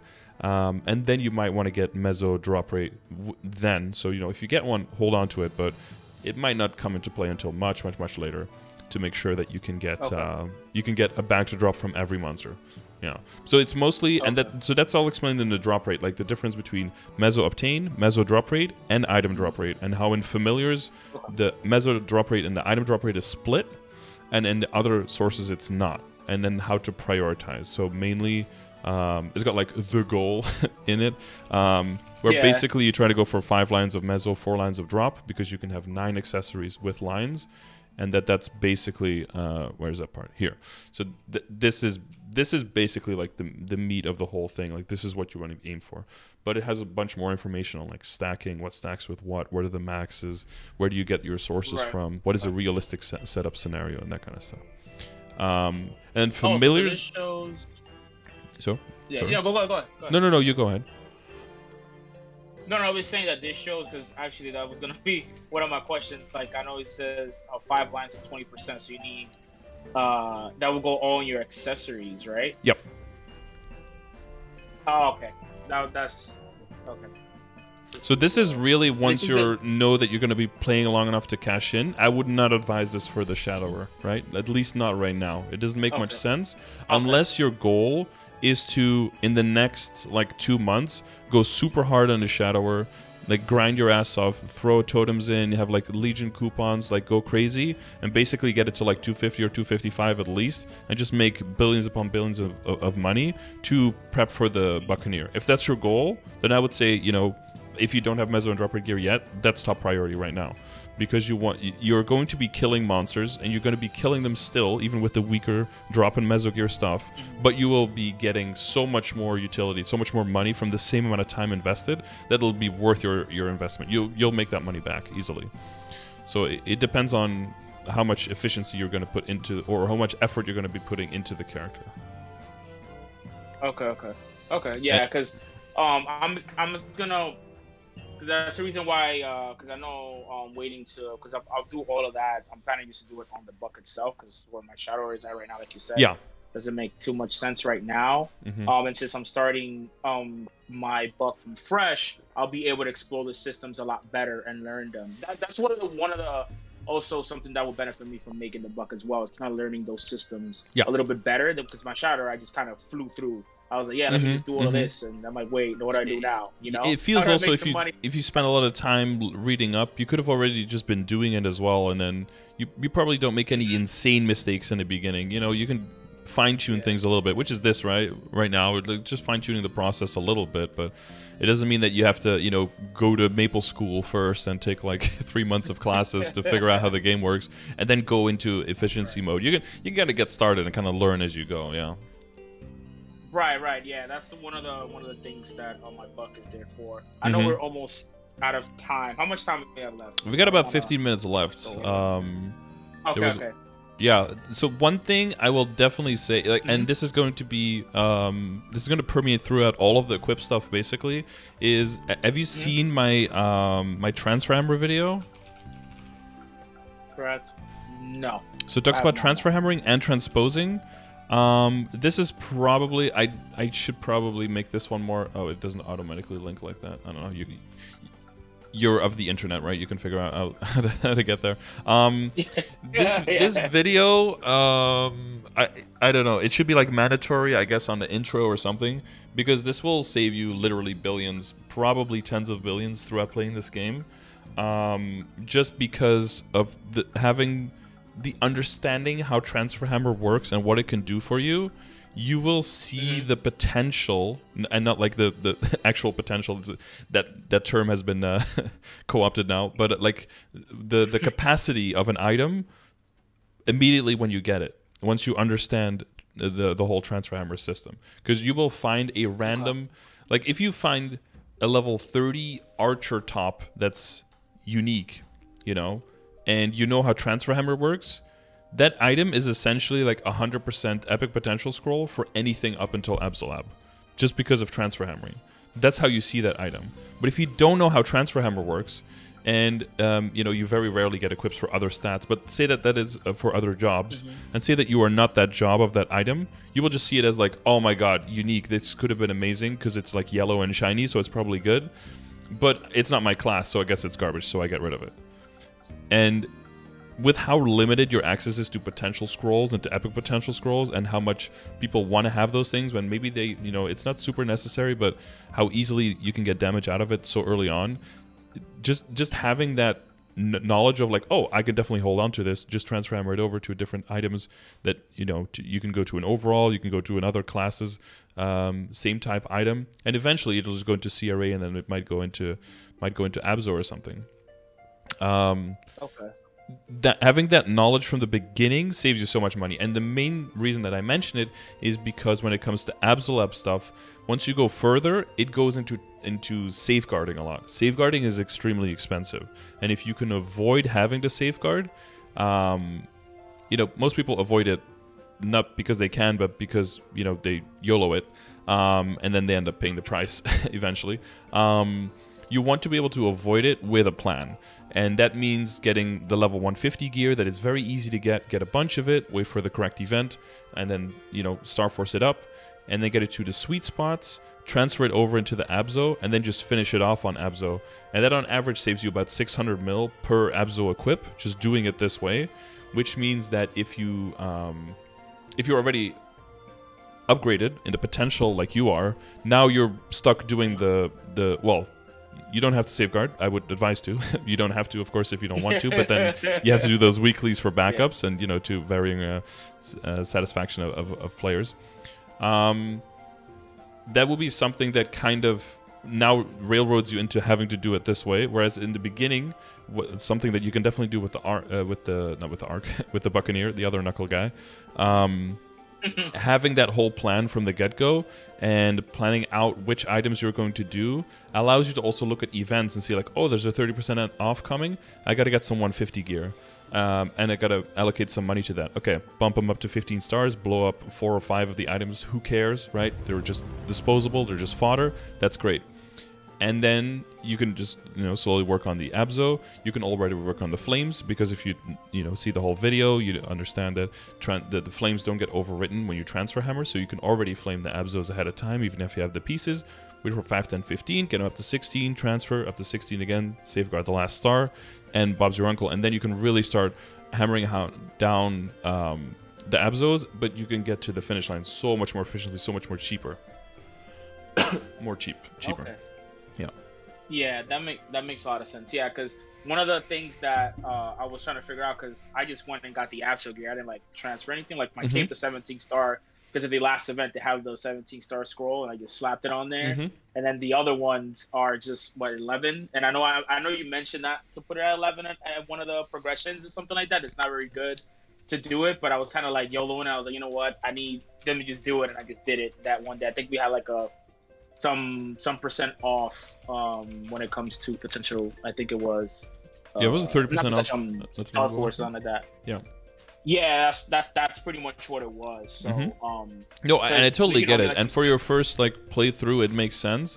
But I think it is something connected to what you call help, and what I don't know what to call it, because I think it is super well intended.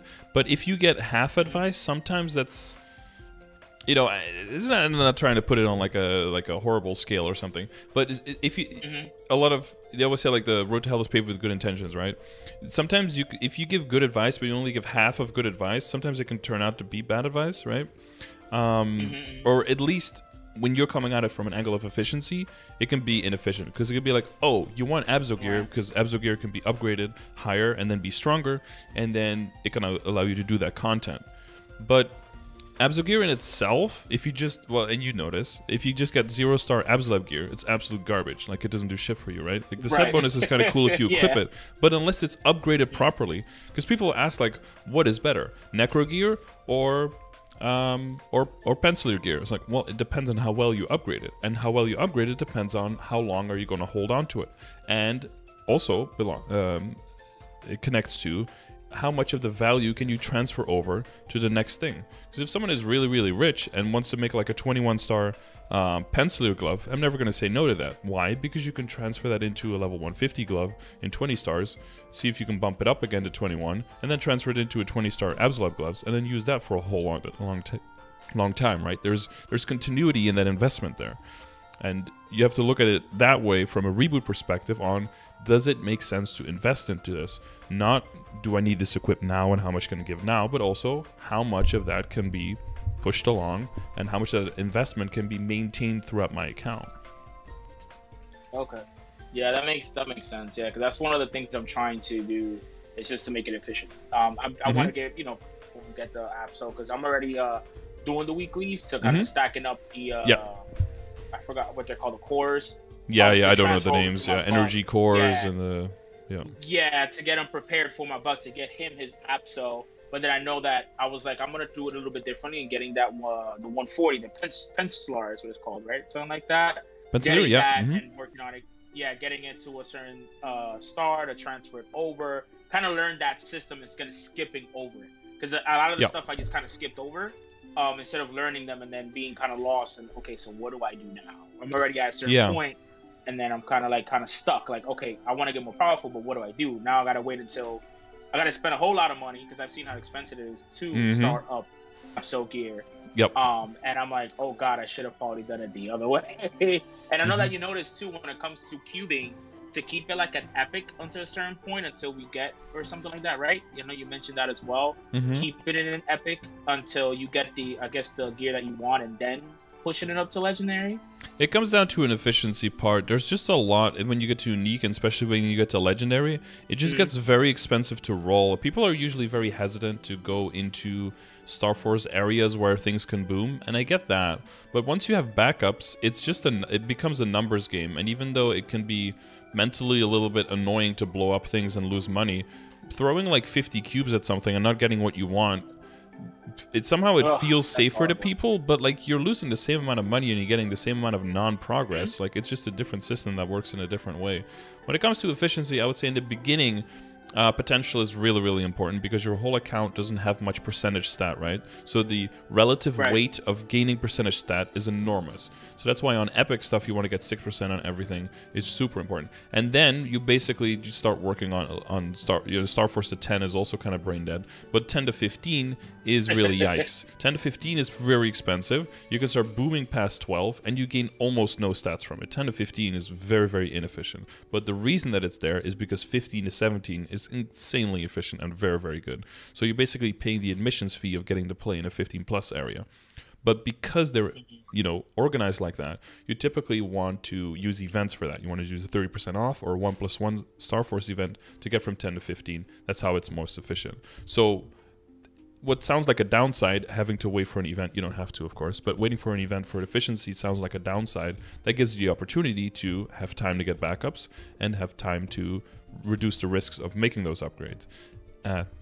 And it gives you time to work on other projects if there is enough money and space to do so. And then because you're basically waiting for those next events to make those big jumps, that gives you time to invest in between into the drop rate and the meso gear so that you can make that money back from those pieces and then start making extra money by the time the next event rolls around, so that when it does roll around, you had more time to get backups and then you can capitalize on the events harder because you have more money to spend because you made the detour into drop rate gear town, and that makes it so your income just goes up a whole lot.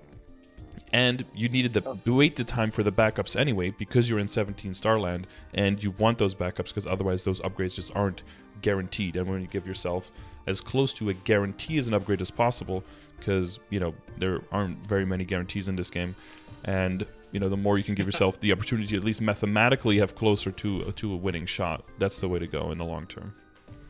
Okay, yeah, that makes a lot of sense. Like, okay, yeah, because that's definitely, like I said, kind of want to focus on that to learn certain stuff. So like that in the future, if I decide to do anything else, or just like you have, I know you have like a whole bunch of 250 characters that you're here. Yeah, not that many, but yeah, I have some for sure.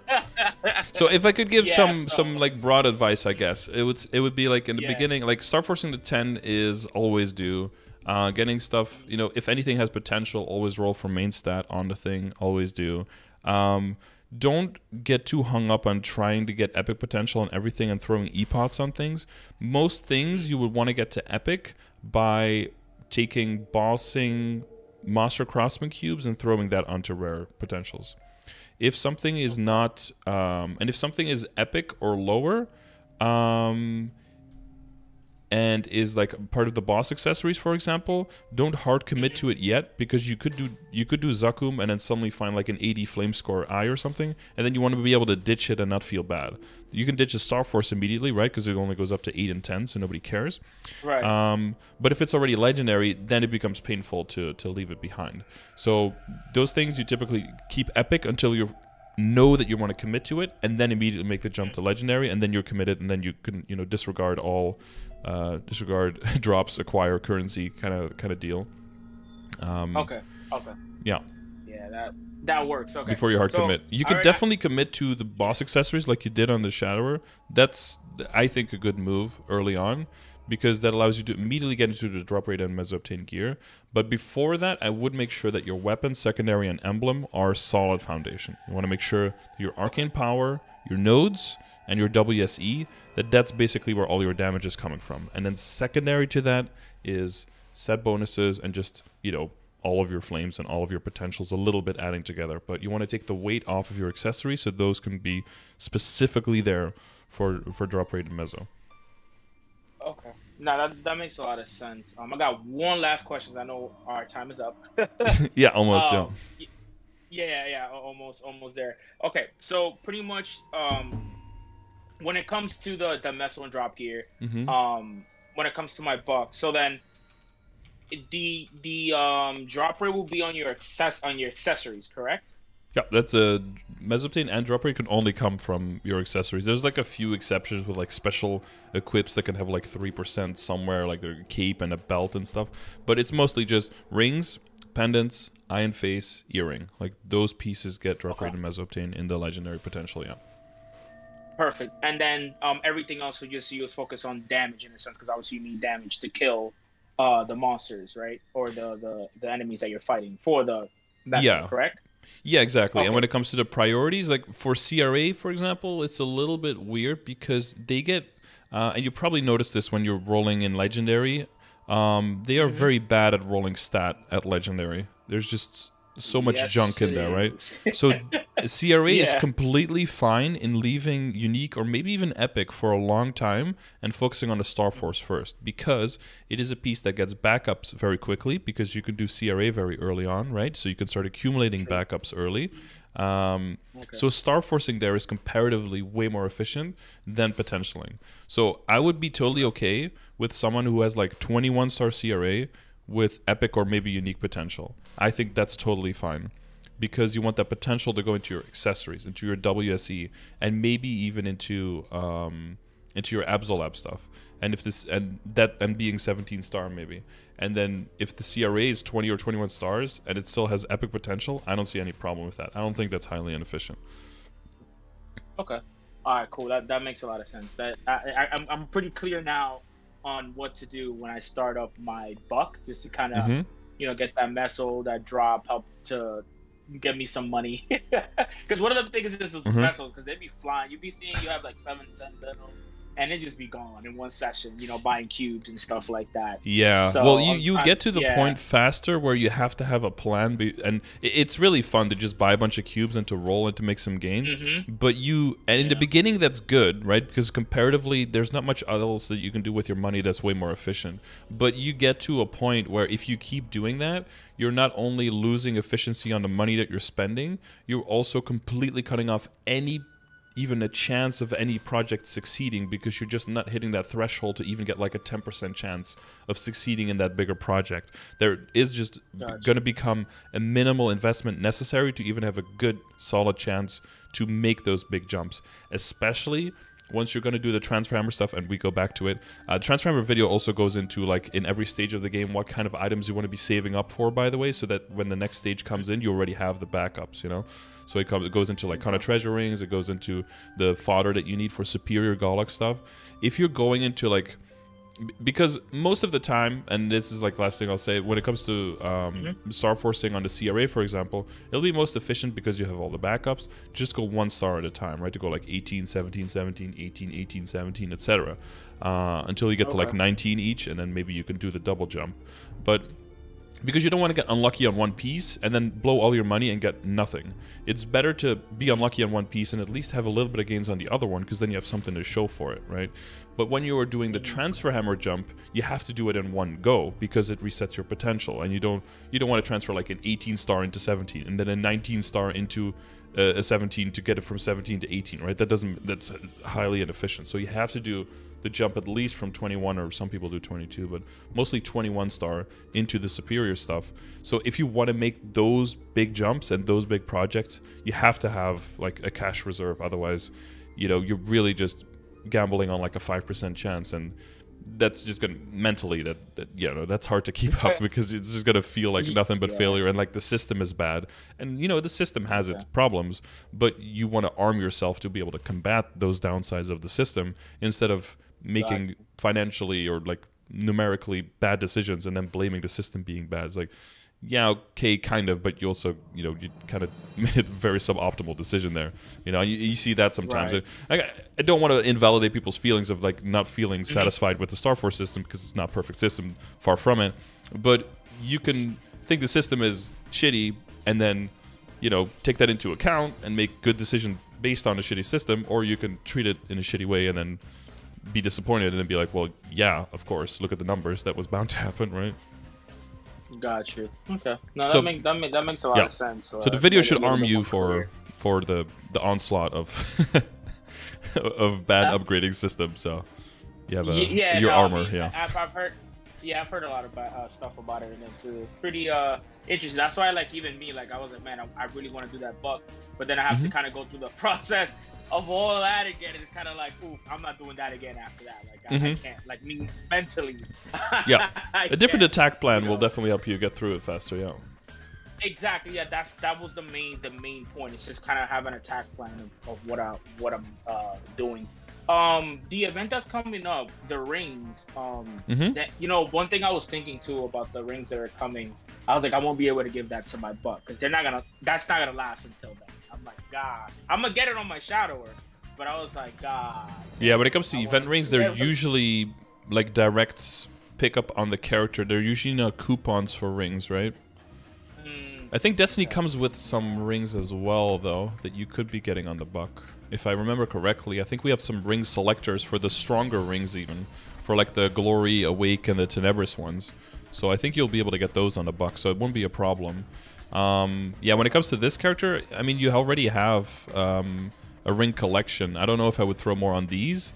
Maybe on the characters that you are considering turning into maybe bossy mules, like maybe the Adele or whatever other characters you would consider maybe turning into a bossy mule. You can get some event rings there for some very cheap upgrades and some efficient stats. Okay. Yeah, that makes sense. Yeah, I can't wait. I'm looking forward to it. I'm definitely looking forward to it. Mm-hmm. Yeah. Event rings from the Battle Pass? Oh, yeah, that thing, yeah. Basically the login thing. But the Battle Pass, you get Maple points in KMS, I think, to basically be able to buy it, if I remember correctly. Yeah, I know that little square that's missing is probably bothering you there. Oh, no, it doesn't bother me at all. No, my OCD isn't quite that bad. It's your account, so I don't. I try not to get bothered. I've seen way worse. Don't worry. I've seen, if you go through the progression sessions, there's some works of art when it comes to Legion that. No, this is the least of my problems. No worries. One last thing. Do you have like a? I know you have so much charts. I don't know how you go through do all these stuff, man. I do appreciate you taking the time to do. Yeah, it's a few years of work. You don't have one that I know you mentioned it that shows kind of what to transfer from what to what. You know how you go from I think it's the Penstier key. I don't know if I'm pronouncing it, APSO and stuff like that. You don't have like a chart that shows you that, do you, by any chance? Or that's all in the Transfer Hammer video. We got like with pictures and stuff. Yeah. Okay. But once you understand like the system and the level requirements and everything, the thing I was talking about before, you will see an item and then the capacities of the item will become clear and you won't need that list anymore. Once you understand like there has to be a 10 level difference and you see something level 150 and you're like, oh, I know Abzo is 160, I can use this for this, right? Once you see the requirements where it's like, oh, it doesn't matter what class the equip is for, as long as it's the same type of equip, like, oh, a whole bunch of opportunities open up now. Because now if I get like, you get like a mage overall, you can still transfer hammer it, or overall is maybe a bad example, but like you get a mage shoulder, you can still Star Force it and transfer hammer it into an Absolute Thief shoulder. Like that works, and then you see the capacity of each item better. But some of the things might be a little bit outdated because it talks about, pretty specifically also talks about eventually going for 21 Abzo because that was more meta then, so you might have to take that into account. And then it talks a little bit more about like different class equips and stuff, but at this point it's pretty hard to get equips for other people. I think it's only if like another class is in your party or if they were training in the map before you. Okay. Or if they activated like a Rune of Riches and you jump into the orbs, then I think you get the other stats. But most of the time, you just get your own class's stat now, or your equips now. I mean. Gotcha. Okay, that makes sense. Yeah, because I know the backups are pretty much if your stuff just blows up. Yeah, and that's fine. That's just part of the process. You have to just trust the system and be okay with that. And all of this again, you can look at the calculator for Star Forcing as well. And then you can just put all the numbers in there and be like, okay, I have a 10-star or like your current system, like I have a 12-star Abzo, it's level 160. I am going to, let's say that you're going to be star catching and safeguarding. It's 12 and I want to get to 17.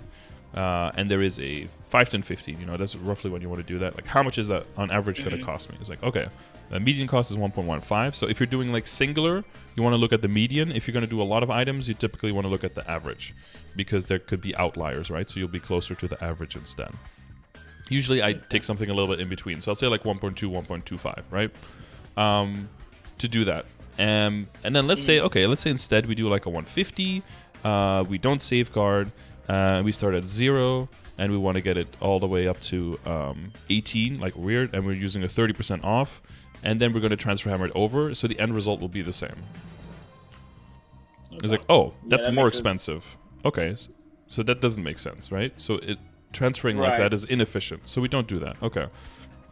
Maybe during another event, is it different? It's a bit cheaper. It's still inefficient. We don't do that. Okay. So what if we use the event instead? We use a 30% off to get it to 15. All right. Now we're spending, let's say, like 250, and then we're using the other event to get it from 15 to 16, which is basically, you know, the way that we go about it. Like, oh, that's guaranteed, right? Always works during 5, 10, 15, so that's no problem. And then, so we add that, so now we're 300 mil. And then we have the Abzo, and so then we get the Abzo from 15 to 17 with safeguarding, 160. Boom. And then we see how much that costs, and that's this much. Okay.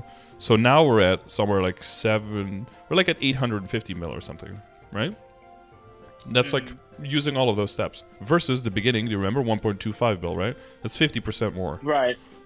And that's on 5 Sheesh. pieces. Yeah. Okay. And that makes a lot of sense. Yeah. So it seems constrictive, right? Because you have to wait for the specific events, and it is constrictive in a way. But once you know that that's how you're going to do that, now that gives you the freedom to work on all the other stuff instead. Because this is on the track. This is on the on the railroad tracks. Like, it's stuck there, so that's fine. So now you have more movability with the rest, more flexibility. Okay. But yeah, that makes a lot more sense. I'll play around and look at the numbers, and kind of sit down and do some homework. To kind of learn certain stuff, because that's pretty much just to learn the systems, because it definitely helps. Yeah, for sure. Like, wait, me and my friend are always bouncing questions off each other, and I try to like answer the best I can, because we both watch you, so we kind of go off some of the other videos that you have as well, and kind of add it to ours and kind of figure it out. But I was like, let me book a session and kind of, you know, cut through what I'm thinking. Yeah. Go through it and see, because for everybody's different, you know what I mean, and stuff like that. So just to see, because I know we didn't really talk about my shadow like that, because I'm pretty much planning to go to the Buck, but it helped with the whole camera. Yeah, if you specifically look at your shatter, I'd probably say you can probably redo the potential on the glove. I'd look for critical damage there. That'll give you way more damage output than just the stat. That's probably what I would do. So for the gloves, you would look for crit. I didn't actually. Critical damage, yeah. It again, because of the balance of everything, it scales way better than stat does for the glove, yeah. And since you already have it at legendary, that would be a pretty cheap upgrade that you can make there. Interesting. Let me write that one down. I did not know that. Tell him my boy right now. Well, he's gonna see the video, but damage. Yeah, so that would be like one line. If you can, one line and something else that is useful is really cool. If it's luck, or if it's sometimes speed infusion or sharp eyes can also appear, right? So that can save you an extra matrix slot if you could find that. That would be cool. The potential here is fine, but like flaming the weapon, I would probably redo the potential on the weapon as well. Try to look at least for 2 lines of attack, or a line of attack and a line of boss, maybe. Like that combination, because your ID is like a little bit... You don't want to have 2 lines ID in your WSC typically. Unless you're really struggling for IED, right? But for that, you have the IED command to look at the numbers there. And like flame-wise, you probably want to throw them on your... flame on the weapon, right? And then if you get any flames after that, probably slowly flame up the Abzo stuff up to get it to the same level. You probably want to get it to like 80, 85 flame score at least. 85-ish, yeah. And then like 75-ish or something on the CRA. But I wouldn't really touch the CRA, 5, 10, 15, you can bump it up to 17. The potential, it's fine where it is. But the flames can be like a little bit improved. Probably the hat mostly, right? The hat is on the lower side. Okay. Quick, one, real quick. I know that word is real quick. The nodes, when they mean like you get a lot of power from your nodes, it's pretty much because it levels up your skills, correct? Like just makes your skills stronger. Empowers them, yeah. That's all. Yeah, okay. That's pretty much, I just wanted to double check, because I don't know if there's something else specifically for it, but yeah, okay. Yeah, some skills, like skill nodes, can get better uptime on it. So then those can be a little bit higher priority. In your current setup, the only thing I would probably do is the Decent Advanced Blessing is a little bit lost here. I'd probably replace that one with other Sharp Eyes, or with Speed Infusion, that I think you still need to hit the max attack speed. So one of those two. Decent Advanced Blessing is typically very, very low priority. You very rarely see it in any configuration earlier than like the lowest row of the V matrix, honestly. and Right. this man didn't unlock Asphera. Oh, didn't you unlock Asphera yet? Oh nah, yeah, I'm looking at what he's saying right now. Yeah, I just hit 240. I hit 240 and I haven't been on him at all. Oh, okay. And plus the But it's the 235, nodes, right, I for haven't leveled Asphera? them up. Yeah. But yeah, Well, it's 235. I just haven't been. I've thought you've about got it. I a should go. I'll probably do it. you Just got to a unlock memory it. leaked memory leaked picture of your nodes as well, because it looks like it's the same skill in the boost node, which obviously isn't possible. So Oh, wait, I what do can't you mean? really see What the do you mean? configuration, right? It's like 3 times the same skill in the picture, but it happens when your memory leaked. Sometimes you see it's like 3 mesos Yeah, in the I node, did yeah. see it. I did But- not notice that. Yeah, but you have this picture with the level, so I mean it seems like you have the right configuration going. But you know about the matrix command, right? Talks about the boost nodes and you can see them for the Buccaneer there as well if you know what you're looking The for specifically. I matrix right here in the on the chat. That what you're referring to? Yeah, this one for matrix. Yeah, it looks at all the boost nodes and on what configurations of boost nodes that you want. But yeah, other than that, Okay. other than switching that one out, I think it's probably fine. And you probably want to, if you're okay with killing the monsters around your level, it's okay to stop investing into it, and just start saving them up for the buck, because the more you have there, the faster you can jumpstart that character, and the less pressure will be on your equips and your money, and you can mostly spend your money efficiently during events, and less feel forced to brute force your way through the stats to be able to still kill things around your level. Okay. That makes a lot of sense. Yeah. Sorry if I took a little bit more time about it. Yep. No, I mean, it's the norm at this point, yeah. No worries, no worries. Yeah. Okay. Yeah, if there's like, if there's adjustments or you have questions based on the videos or anything, you can just drop by the chat and ask them there. If I don't see your question, there's always someone helpful from the chat who will. A bunch of people have gone through this tens of hundreds of times, so people have heard me explain it to other people and will probably tell you the same thing that I would tell you. So, if it's like very, very detailed or you feel like you missed the whole chapter somehow, you can always hit me up on Discord and then we can hash it out there. If it's more detailed, I know that the video will be out too, so I'll keep it Yep. there. I know people are asking about the 6 symbol. Mhm. I'm gonna get into it just for you guys. I just haven't played much Shadow Word a little bit, just to have it. Well, because it unlocks at 235, right? So they're confused that you're 5 levels beyond and you haven't gotten it yet. Yeah. Yeah, I just left it there because with the arcane power, like I was leaving it because I know it's cheaper to level up the nodes like after Destiny, so I haven't even touched that either. Mm-hmm. Yeah, so that's why I was just like, I'm just leaving it there, but I'll unlock it. I'll do it. He's gonna do a chat, don't worry. But yeah, that's access to a lot of free stat as well, very easily. New symbols can level up very quickly. We didn't really get into it, but I would advise to start just practicing the next bosses, right? Go into Ard Magnus, go into CPAP, go into Akechi, and start trying those bosses and see if you can awaken the potential of your character, because you are sitting on some potential for sure. And if you can, with guild skills, with some practice, those bosses should be within your reach. Okay. Even up to Lotus and Damien, but that might be some more practice there. And maybe duo with your friend. Yeah.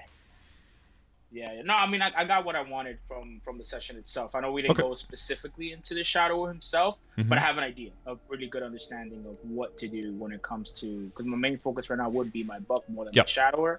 But I will take the time to practice those bosses. That's something that I like to do. So I'll go in there and practice them. Yeah, for the longevity, for the weekly income and everything, and possibly for the exchange carrying, right? Yeah, exactly. Yeah, and I'll see if I can book another session or maybe one session when my buck is up. So you can see like 2 months. Or like 3 months. You can see how far you've come. Yeah. Double check, because some balance might change, and some meta stuff might change, so I might have to readjust a little bit based on interability stuff, or maybe people move boost nodes around because new skills, or we'll cross that bridge then. Okay.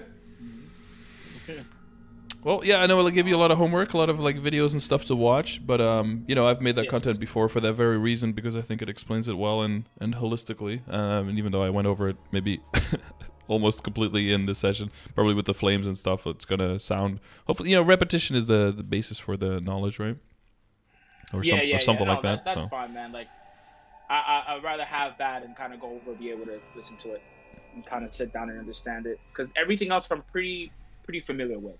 It's just the little intricacies of other things that makes it a little bit confusing. There's so many.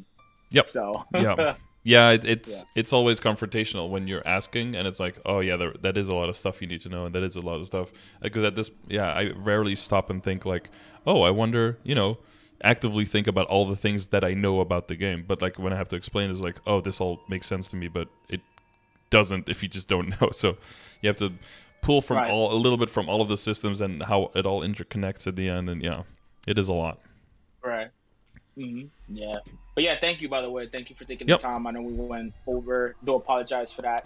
No problem. Like I said, I had a lot of a good amount of questions because I'm ready to. I may not look like it, but I'm ready to do a reboot. I guess because I just been playing, kind of winging it a little bit, and my guild has been helping me, but still. That's good to commit. Yeah. A long way to go. No worries. I think I think you're set up well, and if you're gonna chat a lot, you're gonna pick up stuff, even if it's just in the background. You hear a little bit of, you hear a few things every day that you just didn't know, and then you pick them up, and then by the time you look around, you've got like is it like Katamari? What is like the game where you have like the giant ball of like weird shit that just gathers as you roll? There's like a weird Japanese game where like I have no idea. There's like a weird Japanese game where you just basically like roll a ball through a town and everything just gets stuck on it, and it basically forms this weird giant ball with like a bunch of weird shit. But that basically becomes like your knowledge of MapleStory. Like you'll still, Katamari. Like you basically still. There's always a lot of things to learn because there's still like gaps in the ball, right? It's not a perfect ball, but you just gather so many things that it'll just make sense and things will click. And it's like the video, like just looking at an item and seeing what the capacity of an item is, or looking at the progression grid and being like, oh shit, I'm completely neglecting this. I should spend some more time here.